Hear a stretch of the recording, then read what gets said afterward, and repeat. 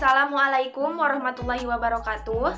Perkenalkan, nama saya Laila Bella Novita dari kelas akuntansi C dengan NIM 34031800087.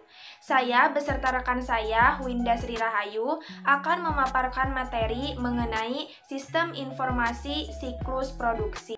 Di sini saya akan menjelaskan terlebih dahulu sebelum nantinya akan dilanjutkan oleh rekan saya.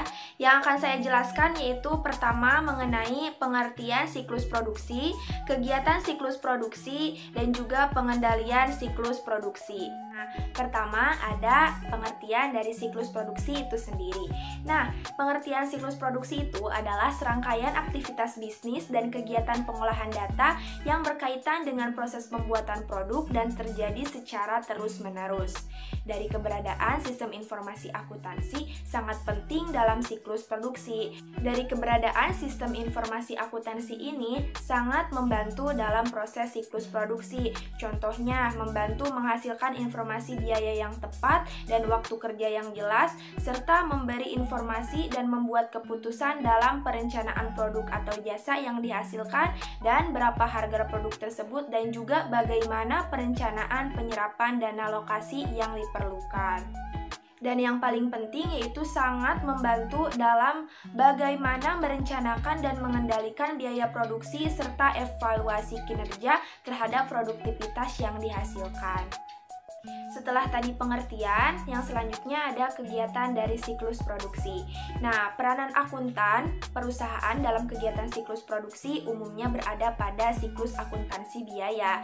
Namun, peranan lain tetap dituntut kepada mereka untuk saling berkoordinasi dengan siklus lain. Nah, di sini ada arus informasi yang masuk ke siklus produksi dalam siklus lain. Di antaranya, yang pertama ada siklus pendapatan. Nah, siklus pendapatan ini menyediakan informasi mengenai order customer dan perkiraan penjualan untuk digunakan dalam perencanaan produksi dan persediaan.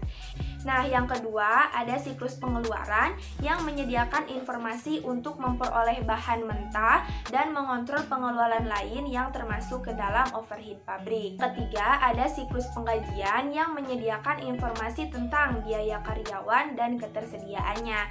Arus informasi yang datang dari siklus pengeluaran adalah siklus pendapatan menerima informasi dari siklus produksi tentang barang jadi yang tersedia untuk dijual.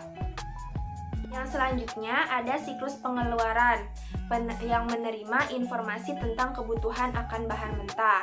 Yang selanjutnya ada siklus penggajian yang menerima informasi tentang ketersediaannya barang mentah. Dan yang selanjutnya atau yang terakhir ada buku besar dan sistem pelaporan yang menerima informasi tentang harga pokok produksi. Selanjutnya ada pengendalian siklus produksi. Fungsi dari sistem informasi akuntansi dirancang dengan baik untuk memberikan pengendalian yang cukup untuk memastikan bahwa tujuan-tujuan dari siklus produksi tersebut dapat terpenuhi.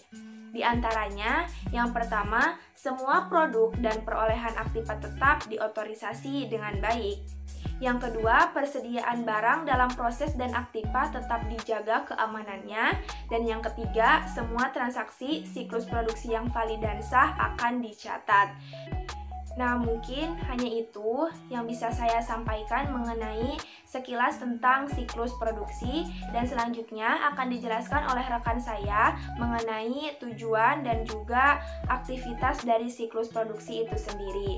Terima kasih atas perhatiannya. Wassalamualaikum warahmatullahi wabarakatuh.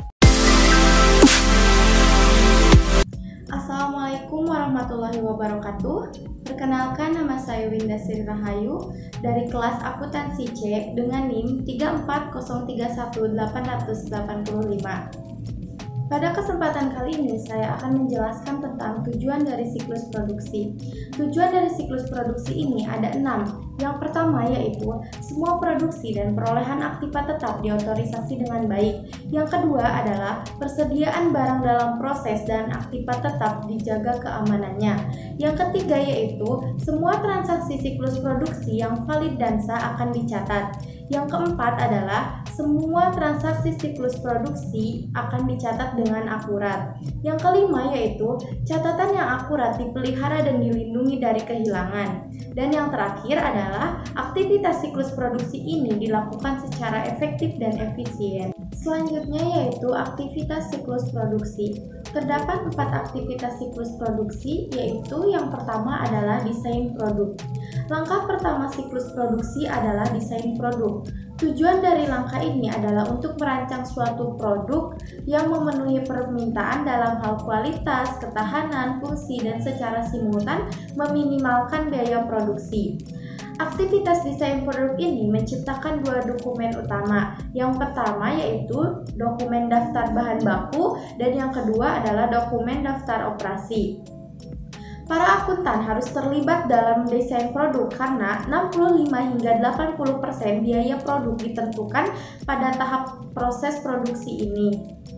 Yang kedua adalah perencanaan dan penjadwalan.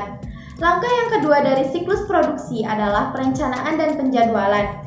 Tujuan dari langkah ini adalah untuk mengembangkan rencana produksi yang cukup efisien untuk memenuhi pesanan yang ada dan mengantisipasi permintaan jangka pendek tanpa menimbulkan kelebihan persediaan barang jadi.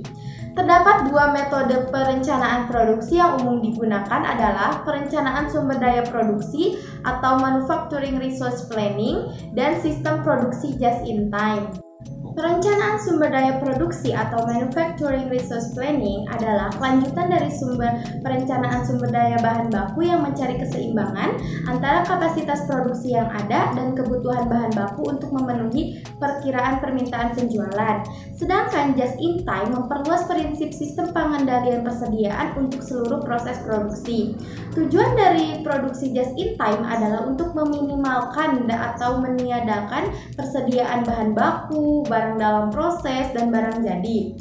Peran akuntan dalam aktivitas ini adalah memastikan bahwa sistem informasi akuntansi mengumpulkan dan melaporkan biaya secara konsisten dengan teknik perencanaan produksi perusahaan.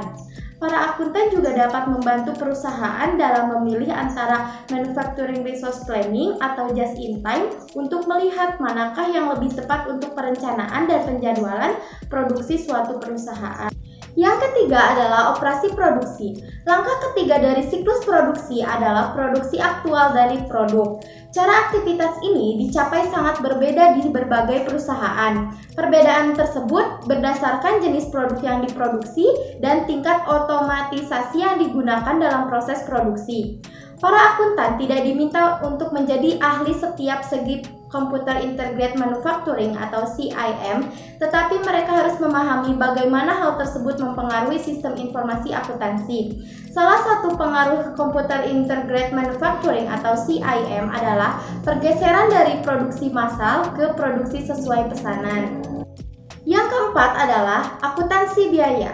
Langkah terakhir dari siklus produksi adalah akuntansi biaya. Terdapat 3 tujuan dasar akuntansi biaya, yaitu yang pertama adalah memberikan informasi untuk perencanaan, pengendalian, dan penilaian kinerja dari operasi produksi.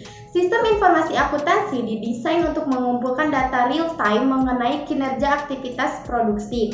Yang kedua adalah memberikan data biaya yang akurat mengenai produk untuk digunakan dalam menetapkan harga serta keputusan baruan produk. Yang ketiga adalah mengumpulkan dan memproses informasi yang digunakan untuk menghitung persediaan serta nilai harga pokok penjualan yang muncul di laporan keuangan suatu perusahaan.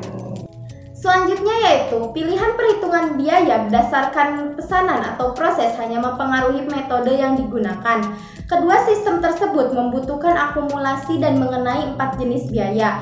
4 jenis biaya tersebut terdiri dari biaya bahan baku, tenaga kerja langsung, mesin, dan overhead pabrik. Untuk aktiva tetap, sistem informasi akuntansi juga dapat mengumpulkan informasi mengenai gedung, pabrik, dan peralatan yang digunakan dalam siklus produksi.